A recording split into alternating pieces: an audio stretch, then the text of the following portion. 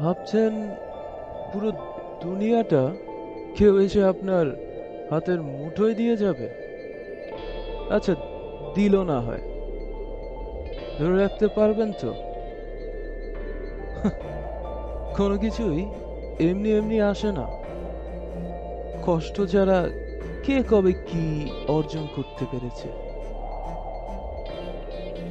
কিছু পেতে গেলে নিজেকে যোগ্য করতে হয় কিন্তু। করেছেন? করেননি? তো এত কিসের অভিযোগ? পড়ে যাওয়ার ব্যথা সহ্য করতে পারেন না, আবার আকাশেও উঠতে চান? জানেন তো, সৃষ্টিকর্তা কোনোদিন অযোগ্য মানুষকে দায়িত্ব দেন না কিন্তু। তাই আগে নিজেকে যোগ্য করুন। হাজার ঝড়ের বিরুদ্ধে একা দাঁড়াতে শিখুন।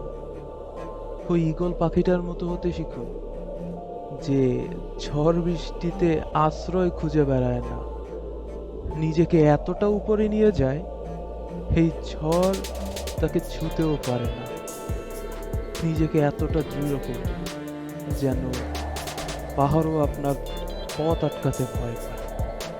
আর সৃষ্টিকর্তা তো উপরে আছেনই। তাই আরেকবার ভেবে দেখুন, হাল ধরবেন আবার নাকি?